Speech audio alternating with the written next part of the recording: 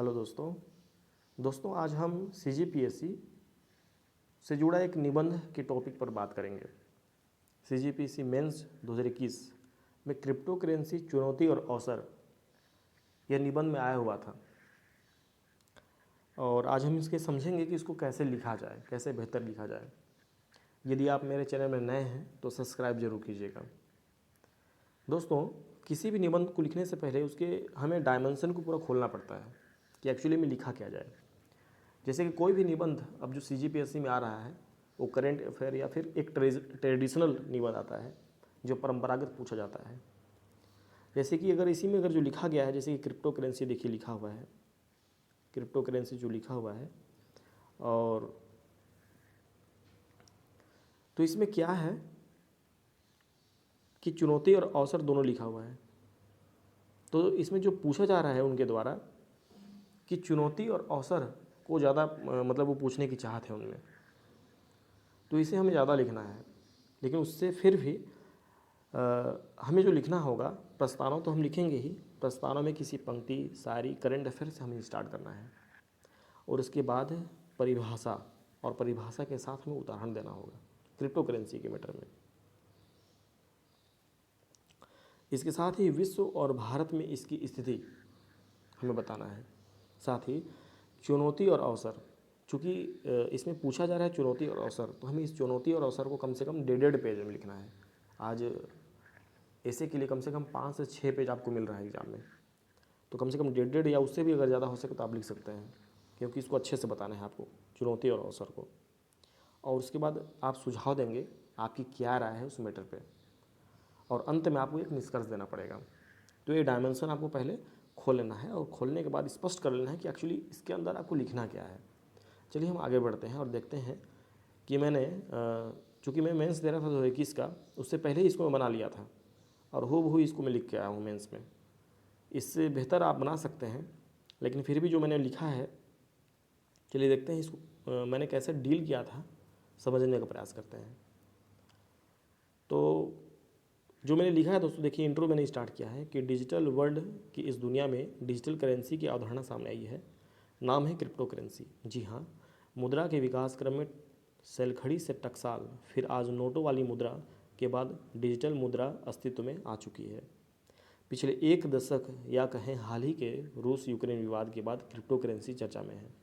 अतः यह समझना लाजमी है कि क्रिप्टो करेंसी क्या है, विश्व एवं भारत के संदर्भ में इसकी स्थिति, चुनौती एवं अवसर, साथ ही भारत सरकार का रुख क्या है। फिर देखिए मैंने इसमें परिभाषा लिखा है क्रिप्टो करेंसी का। क्रिप्टो करेंसी एक डिजिटल मुद्रा है जो लेन देन से जुड़ी विभिन्न जानकारियों को कूटबद्ध इनक्रिप्ट करता है। देखिए इनक्रिप्ट करता है, इसके डेटाबेस को विकेंद्रीकृत कर देती है। और उसके बाद मैंने लिखा है सत्यापन हेतु ब्लॉकचेन तकनीक का प्रयोग किया जाता है। और मैंने उदाहरण भी दिया है कि bitcoin, Ethereum, Libra, doji coin आदि। इसके अलावा मैंने एक ग्राफिक्स का भी प्रयोग किया है दोस्तों। आगे बढ़ते हैं। मैंने आगे बताया दोस्तों कि विश्व और भारत में इसकी स्थिति के बारे में। विश्व में मैंने बताया है कि क्रिप्टो करेंसी की विश्व स्तर पर लोकप्रियता बढ़ी है। बिल्कुल, आज कहीं ना कहीं लोकप्रियता इसकी तो बढ़ती ही जा रही है। USA, ब्रिटेन, कनाडा, ऑस्ट्रेलिया जैसे देशों में सकारात्मक रुख इसके देखने को मिले हैं। आज निजी कंपनियां भी, गूगल, एप्पल, टेस्ला जैसी आदि कंपनियां इस पर निवेश कर रही हैं। इसके अलावा भारत क्या स्टैंड रखता है इस पर, मैंने उसको भी इसको बताने की कोशिश किया है। जैसे कि भारत के अगर संदर्भ में देखें तो मैंने जो लिखा है, भारत में क्रिप्टो करेंसी को लेकर जल्द ही कानून बनेगा, बिल्कुल। और इसके साथ ही जो मैंने एक लिखा है कि सरकार डिजिटल मुद्रा पर व्यापार और निवेश के पक्ष में नहीं है। बिल्कुल, सरकार का रवैया इस पर नहीं है, ऐसा अभी भी नहीं है। और सरकार, मैंने एक पॉइंट ये भी लिखा है कि बजट 2022-23 में क्रिप्टो करेंसी हस्तांतरण में 30% टैक्स लगाई। देखिए इसको मैंने करंट से कोरिलेट किया है। उस बार चर्चा में था तो करंट से मैंने इसको कोरिलेट किया था। इसके साथ ही RBI वर्ष 2023 तक डिजिटल करेंसी लाएगी, और ये लाई भी RBI 2023 में RBI ने डिजिटल करेंसी लाया है, अभी तक ले आया है। आगे हम बढ़ते हैं और देखेंगे इसकी चुनौतियों के बारे में। तो देखिए इसकी चुनौतियों को मैंने लिखा है कि मैंने जो लिखा है कि भारत सहित विश्व की किसी भी केंद्रीय बैंक ने इसे मान्यता नहीं दी है, जो कि एक बड़ी चुनौती है। और उस समय तात्कालिक समय मोदी जी ने सिडनी संवाद में एक डायलॉग कहा था, उसको मैंने यहाँ कोरिलेट किया है। उन्होंने कहा था, क्रिप्टो करेंसी का इस्तेमाल गलत हाथों में ना हो, यह चिंतन मनन का विषय है। तो उसी को मैंने यहाँ पर कोरिलेट किया है, देखिए यहाँ पर, ये देखिए। इसके बाद इसकी जो चुनौतियाँ हो सकती हैं, उसमें पहला जो है गोपनीयता है। जी हाँ, देखिए ये जो गोपनीयता पहला पॉइंट हो गया। फिर तीसरा हो गया, ये दूसरा हो गया पर्यावरणीय चिंता। पर्यावरण चिंता यह है कि जर्मनी की म्यूनिख यूनिवर्सिटी की रिपोर्ट में कहा गया है कि यह कार्बन फुटप्रिंट के जो आंकड़े हैं वो चिंताजनक हैं, पर्यावरणीय चिंता को दर्शाता है। जी हाँ, इसके अलावा पर्यावरणीय चिंता के बाद ऊर्जा अपव्यय भी हो रहा है, क्योंकि इसमें अधिक से अधिक कंप्यूटर यूज होता है, जो कि इलेक्ट्रिसिटी की डिमांड को बढ़ाएगा, ऊर्जा संकट आएगा।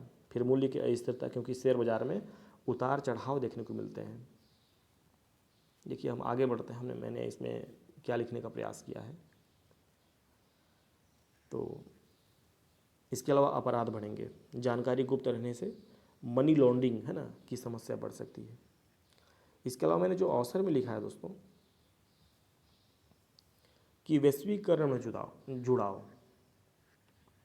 क्योंकि जिस प्रकार आज हम डिजिटली विश्व से जुड़े हुए हैं, उसी प्रकार क्रिप्टो करेंसी जो कि एक डिजिटल मुद्रा है, तो यह वैश्वीकरण से जुड़ाव को स्थापित करेगा। डिजिटल वर्ल्ड की भांति ही सारा देश डिजिटल करेंसी से जुड़कर वैश्विक अर्थव्यवस्था को गति प्रदान करेगा। जी हाँ, बिल्कुल।